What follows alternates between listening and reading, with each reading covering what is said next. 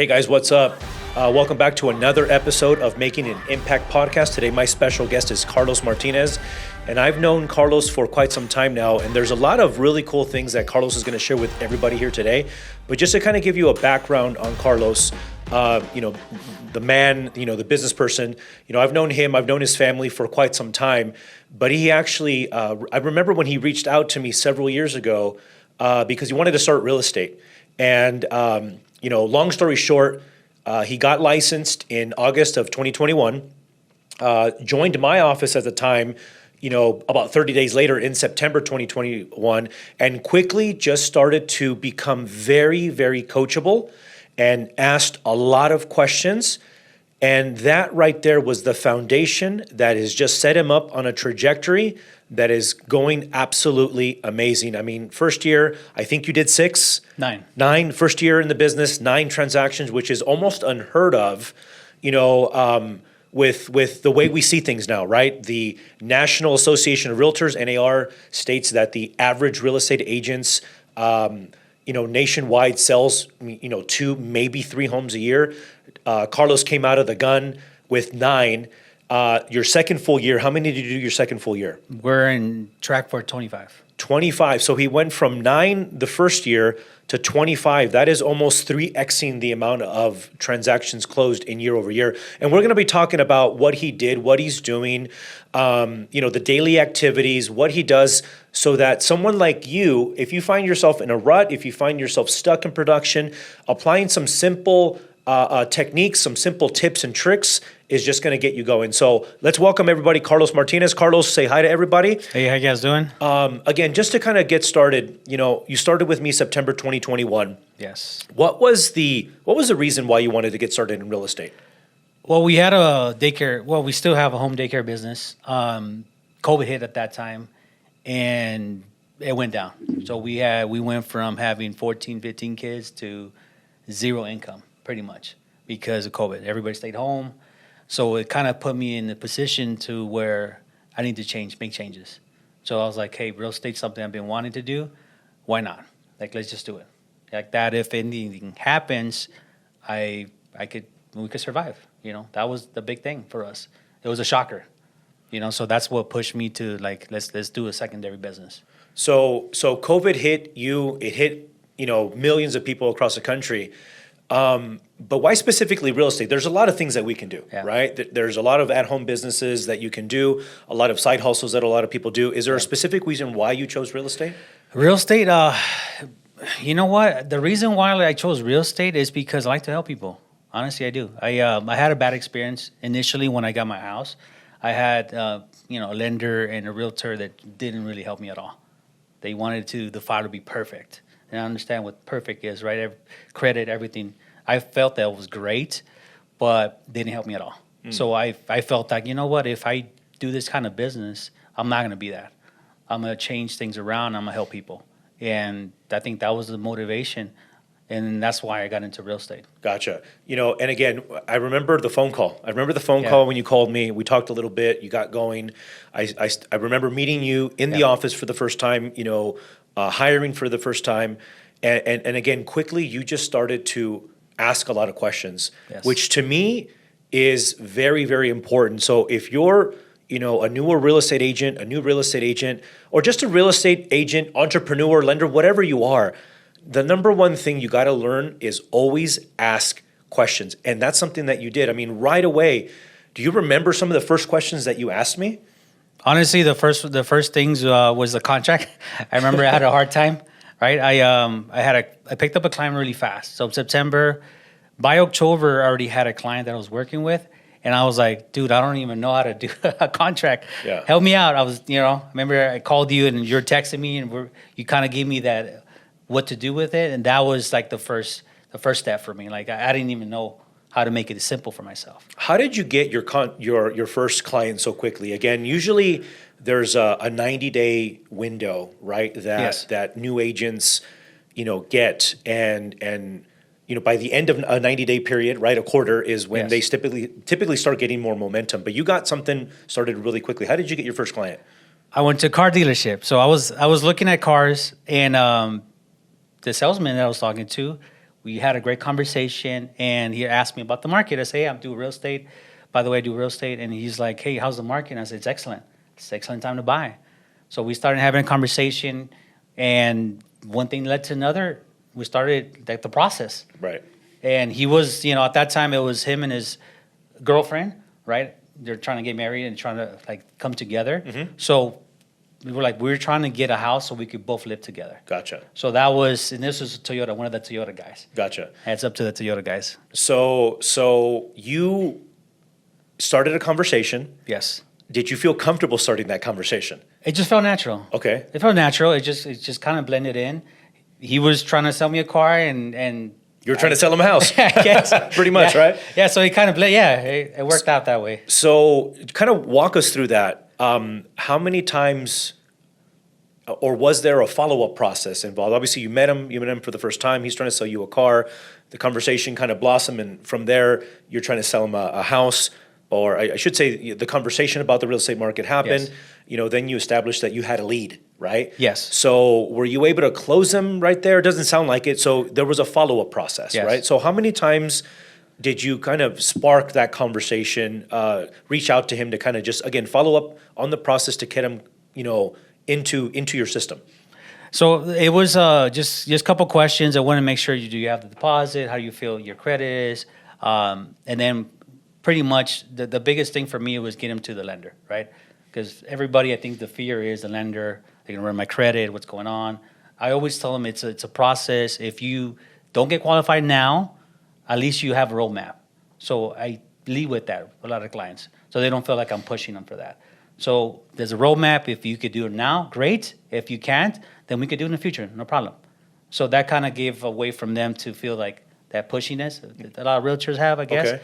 And he felt comfortable with me, and we started the process. So that level of comfort, do you feel that because you didn't get that in your own transaction when you bought your own house, that Yes. those are some fundamentals that you wanted to instill in your business to make people feel comfortable? Obviously, build that trust and confidence. Is that part of what your mental process was? Yes. It was to make them feel like I'm helping them. It's not about me. Gotcha. So that was the biggest thing. Like, how could I help them? So they got started in October. You reached out to me, questions about the contract, and you got them into escrow fairly quickly after that, or how did that work? It took I would say about a month and a half, just because the market was really hot and we were competing a lot. So our strategy was, let's not use the maximum amount of money they qualify for. Let's stay under 20, 30 grand. So in case we have to compete, we have leverage. You have that room to kind of Yes. bid up, right? Yeah, it's a bid up. Cool, excellent. And you were able to successfully do that 9 times your first year. Yes. Then just because I remember so intimately, July of 22, you joined coaching. Yes. Right? And now, your second year, you're on track to do 25 closings Yes. this year. So again, you're able to basically multiply your business 3 times over. Are you open to share how much money you made your first year and how much you're on track to make this year? Yeah. So my first year, GCI was close to like 99,000, almost 100. Okay. So that was my first year. So first year, $99,000 GCI. Okay. For Yes. those that don't know what GCI means, it stands for gross commission income. Okay. Yes. This year, I mean, we're over 200,000 already. Over 200,000. Over Wow, 200,000. absolutely amazing. Yeah. That's up. And again, you went to a coaching seminar, one of my coaching seminars Yes. in July of 22. What triggered you to say, I need this? I felt you guys had a lot of the answers that I needed, right? Like the guidance. Like the biggest thing for me was guidance. I like to ask a lot of questions, and then where I was at, I needed more. So coaching, I felt that was the next step for me to grow. So again, you bring up questions. You had a lot of questions. Yes. And I want to just remind the audience is that it's okay for you to ask questions. It's okay for you to take a step back, reflect on what you've learned, but it's important to ask questions. I've been in rooms where there's people, closing 200, 300 deals a year, making, 100, 200,000 a month, right? A couple million a year. And one of the common denominators that each one of these individuals have is that they ask a lot of questions. Yes. And that's something that you do. So you felt that we had the answers to your questions. Tell us a little bit about your coach. Tell us a little bit about kind of like what are some things that he saw that you needed to change, or things that you needed to implement right away. With John Kang, I think the biggest thing was the mindset, right? I think abundance mindset. He's like, you need to get to abundance mindset and not scarcity, because the biggest thing was like, am I going to close this deal or not? So I was focused on that instead of how many can I get into escrow, and let's just keep pushing. So that took a while, because I was focused on the dollar, like, hey, can I close it or not? So I was really focused on that. He changed my mindset. That was the biggest thing. He's like, no, let's focus on helping the clients, and it's going to come. So it went from you questioning yourself, am I going to be able to close this client, to how many can I get into escrow within a 30-day period? Yes. And that shift right there has just propelled you a lot, I would presume, correct? Yeah, that and tweaking a lot of, like, when I was doing open houses, what was the purpose of the open house and what I was doing in the open house? How aggressive was I in the open houses? Yeah, and we're going to talk a little bit about that, but you said something super, super cool. You said, what was the purpose behind the open house? Yes. And again, for those agents that are listening to this, I want you to understand that there's a purpose. You must have a purpose for your open house. You must have an intention that you're going to get out of it. A lot of people do the work and feel that they are doing something productive, but nothing productive really actually happens. There's nothing that shows at the end of the day. There's no end result. So the more that they do open houses with no purpose behind it, right? Yes. They get no results. No results. They become unconfident. They say that this doesn't work. They basically stop. Yes. But you said something that, again, caught my attention. You said, I do it with a purpose. Can you share exactly what you do? So my purpose initially was, okay, do I have enough signs to attract people, right? And then this is the signs. Is it just about me, or is it to getting them to the open house? That was the biggest thing. When you initially started, everybody focused on themselves and they don't focus on the business itself. What am I doing? So that was the biggest thing. I had a lot of signs. So that's from coaching, right? Like, hey, how many signs you have? How are you going to attract people to the house? The next thing after that was, okay, when they get to the house, what are you asking them? Are you just coming to look at that house and that's it? Let them walk around, or you're asking them, hey, how long have you been looking for a house? What type of house are you looking for? Is this match what you're looking for?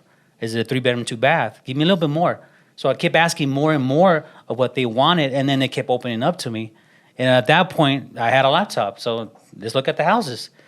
Does this match? Is this what you're looking for? And they would tell me, yeah, actually, this is kind of what I look. Let's go. Before, I would just stay there. Just, okay, well, I'll call you back. From those callbacks, nothing happened. People get cold. Right. Right? So they're hot. They're now, let's go look. So that's something that I started changing. Excellent. Yeah. Let's stop right there, because I want the audience to understand that there's a lot of really good nuggets that you just hit us with. Yeah. You said, I had to have a lot of signs. Yes. And that's something that's very different from our approach, is that if you're going to do open houses as a lead generation source for business, you can't just operate on 4, 5, 6 open house signs. How many do you have? 25. 25. 25 open house signs. Just imagine this. Imagine you seen just sign after sign after sign after sign, a bunch of signs in the house that you're doing. Yes. It becomes almost like a showcase. You're showcasing something. You're presenting a house to the market. But you're doing that for the seller. But more importantly, subconsciously, what are you doing to other people that are driving by? Right. Yeah. What are you doing to other sellers, right, in the area, other neighbors in the area? Wow, look at what Carlos can do. Look at what he's doing. Look at what she's doing to sell that house. I want that type of attention. I want that type of agent to sell and to represent me. So open house signs, you got to get yourself 25 minimum, right? I'd say 25 minimum. Get 30, get 40 of them. And at that point, it's not a cost. At that point, it's an investment into your business. You know what I mean? And that's something that, your coach told you.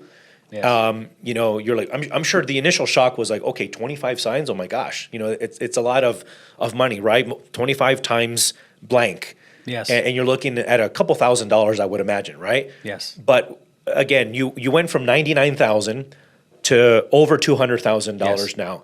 Do you feel that the couple $1,000s that you spent on open house signs was worth it? Yes. And the answer is yes. Yes, You know what I mean? absolutely. So you have to be in alignment, and you are in alignment with what you're trying to accomplish to what you need to be done, right? So Yes. that was number one that I thought was super cool. The other thing is that you said was you asked them questions. Yes. So again, questions, right? You're asking Yes. the right questions.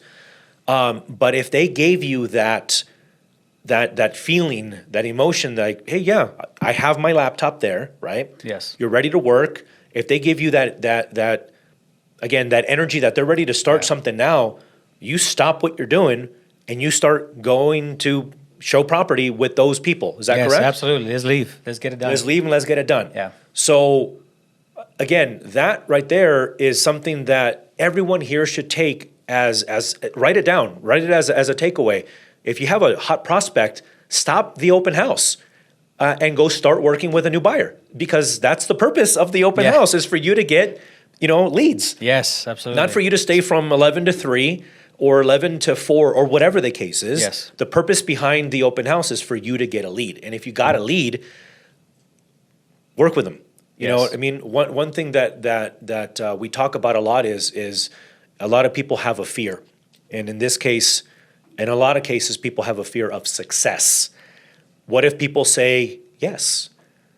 Then what? I think we focus a lot of training and a lot of emphasis goes on, an objection, right? Or what if they say no? You go to the next one, right? No, go to the next one. Yes. Well, what if they say yes? In Yeah. this case, they said yes, and you're just ready to go. Yeah. One thing that I did focus on, I think I changed my mindset, was I just need one every week. Just need one. Just need one client.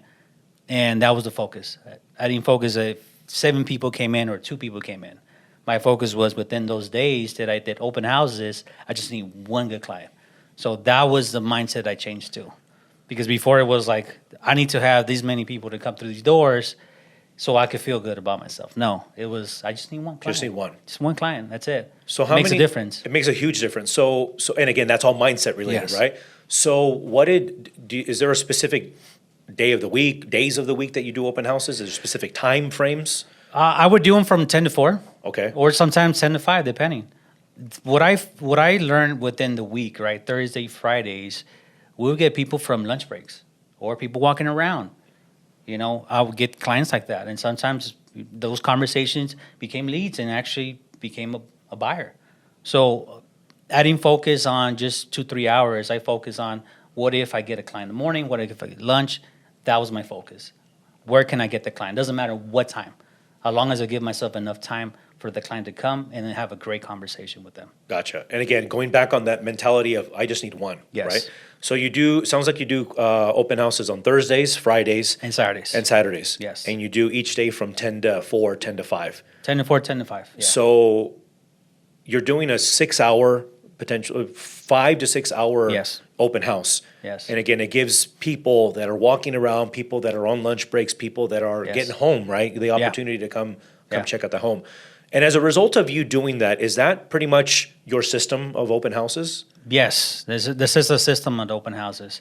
It's been great, honestly. So minimum of 25 open house signs. Yes.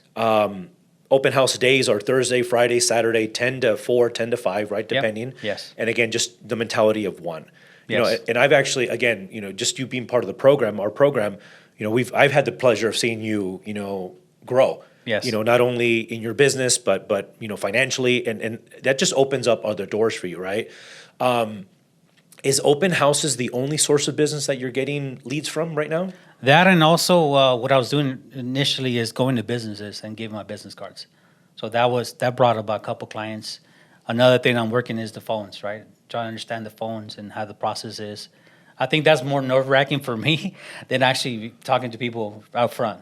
I don't know what it is, but that's something I'm working on too. So you started in the beginning. You were doing business to business, Business to interaction. business, yes.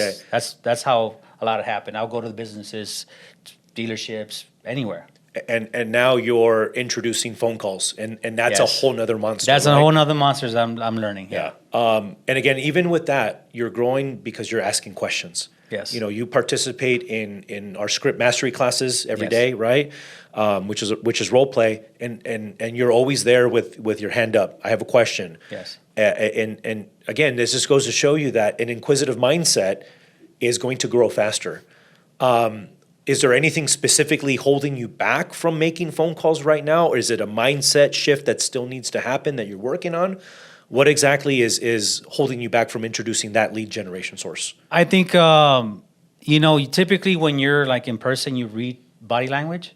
You know, you understand the people. The more you talk to them, the understanding on the phones is a little bit different. So you got to understand the tonality, the way the conversation is going.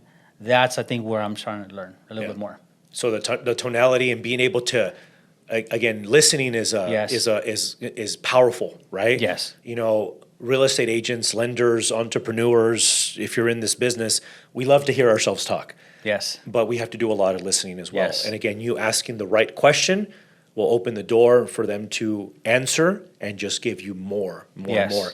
And you said something about tonality. Tonality is very important as well. So, Yes. you know, whether you say something with an upswing or with a downswing, it just sounds different over the phone, right? Yes. So these are little things that again you got to master to again just get better. Where do you see your business going next? You got 25 closings this year. What is your plan for 2024 and beyond? My goal is to try to get to about 40 plus. 40 40 plus. plus closings. Okay. That's my goal right now. What would that mean to you?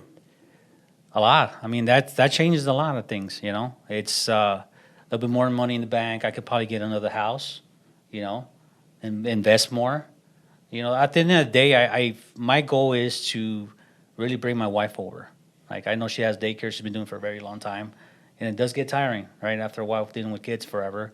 So I kind of want to get that back where me and her work together and do this successfully together. Good. So that's the goal that I have. And I know that means a lot to you. And again, I know your family on a personal level, so Yeah. I know that means a lot to you. Yeah. You know, and again, a goal must have an emotion, a feeling kind Yes. of attached to it. You know what I Yeah. mean? Besides of the financial gain, Yes. right? And, Yes. and again, the doors that finance is open for you. Do you feel that with 40 new challenges will appear? Oh, absolutely. I need an assistant. You need an assistant. yes, getting to that, yes, absolutely. Yeah. Because it was, 25, getting to that number, it was tough. It's a lot of driving in the sense I was doing with a lot of buyers, so it does take a lot of your time, a lot of patience too. So that's where the challenge comes from, can I do 40 like that? Or is it, what else can I do to better myself and get more time back? Yeah. That's the that's a big thing, right? Can I get the time back so I can spend with the family, spend with the kids? What can I do? So it's always like getting better. Yeah, and I remember when I was in your position, closing 40 plus deals a year, working with 85% of my, 85% of my closings were buyers. Yes. You don't have a lot of time. You're typically working 6 days a week, right? Yes. You're doing something real estate related 6 days a week. You definitely need an assistant or some type, of an administration, to kind of keep you organized. You know what I Yes. mean? Another thing that and I'm sure John Kang has introduced this to you already is shifting to get more listings. That's gonna buy more time. That's the goal. That's the main goal. That's why I'm trying to get more into the phones, so understand it, process it, and then learn how to listen to clients. Do you do something? What do you do every day to kind of prepare yourself for your day? I mean, right now you're working 5-6 days a week, right? Yes. You do open houses, X amount of days out of that week. Is there anything special that you do every day to kind of prepare yourself for the day, to get you through the day? Is there anything that you can? I mean, I always do. I don't really eat breakfast, so it's just the coffee, getting up in the morning, getting myself like refreshed, spending time a little bit on myself. I think that's the biggest thing. Doing something I really like in the morning. Either I like sports, right? So I'll look at some sports or anything just to kind of like get off the, the real estate part of it. And then once I switch over to let's work mode, it's time. It's time. It's time. So you give yourself a little bit of me time in the morning. In the morning, yeah. And then you get into work mode and let's rock and roll. Let's rock and roll. As soon as we hit those doors, let's work. It's time. Do you have a go home time? Is there a specific time that you go home or stop working? I am trying to reduce it to like 6 p.m. 6 or 7 at the most. I'm managing that, right? Yeah. That's something it's because I like to, once I'm in the mode, I don't stop. It's hard to come down, It's hard to stop. right? Yeah, a it's hard high to for come sure. down. So so I'm like, I just got to cut it, and then I have a lot of clients. Typically, they get home, they have questions. That's 6, 7 p.m. is typically when they're calling me. Gotcha. So Gotcha. yeah, so I'm trying to manage that. That's a work in progress. Gotcha. So as far as, again, 40 is the goal for next year. Yes. More money, obviously, a better, bigger home for your family. Yes. Investment opportunities. Where do you see, again, that would be year 3 going into year 4. How do you see yourself, at the end of year 10? Have you thought about that before? Actually, by year 10, I actually want to be close to retiring. I mean, I'll get older, so I want to establish this business as fast as possible. To have a team where they don't need me there. I could just manage it here and there. That's the goal for me. Yeah. So I could have more time, more freedom, travel, enjoy myself. Yeah. That's the goal for me 10 years down the line. Excellent. Excellent. Any parting thoughts? Any final comments you want to share with the audience as far as, what any knowledge you want to impart on them that again, just to kind of see or give them, this is, again, there's no magic pill, right? No, There's no. It really consists of 2 things, consistency and discipline, right? Yes. It sounds like you mastered and continue to master open houses. Yes. Become good at that. That got you to a certain level. Yes. And now you're making phone calls, and that's going to take you to another level. It almost sounds like you took one, mastered it. Now you're going to the next one. Is that the game Yes, plan? I felt forward? that I don't want to do like 2 things at the same time. I was like, I need to understand the buyer side of things first before I switch over to the listings. Because what am I looking at when somebody submits an offer? What is it that I want to see? So that was the biggest thing, is like, I need to master one thing first. So it even prepares you mentally to become a listing agent, Yes. because now you know what to look for. Oh, absolutely. And What what does you a file don't- look? What is a good file? What is a bad file? What's a bad file? Yeah. You've worked with a lot of lenders Yeah. in there. You've worked with a lot of good ones in there as well. You've received some, again, you know what to expect. You know what you're not looking for. So again, Yes. even subconsciously, it's preparing you for that. So One thing I would say is you got to have a good team. You got to have a good lender that knows how to problem solve in this business. We've closed quite a few files because of the lender knew how to problem solve. So if you're a new agent, that's somebody you want to connect with, somebody that's going to problem solve. Because in this business, not every file's going to be simple, not every file's going to be easy. There's things you're going to have to go around, and you're going to have to figure it out. So if you manage that with your team and have a great TC, I would say those are your 2 things. The TC, the more knowledge she has, the better she can help you on files, different things. You have questions, she can help you. So those are your 2 main key things I feel that you need to have. If you don't have a lender that's not wanting to do open houses with you, or maybe ask the questions or help you out, it's a team. yeah, You make money together. So if you don't have that, find that person. there you go. And with that said, ladies and gentlemen, let's thank Carlos Martinez for joining us today. Again, being able to start his business, ask a lot of questions, start conversations, go from 9 units closed in 1 year to 25 the next year, from $99,000 1 year to over $200,000 this year, to probably $300,000 or $400,000 next year. That's So the goal. how do people reach you if they want? Again, maybe they have a question, right? Yeah. After listening to, how do people get a hold of you? You can give me a call, or to my email is Carlos Martinez, Peña4787 at Gmail, or you can call me 661-579-5253. Excellent. Let's give them a big round of applause. Thank you guys so much for another episode of Making an Impact. Please comment, subscribe, like, share with anybody. Until the next one, take care. Bye-bye. All right, thank you.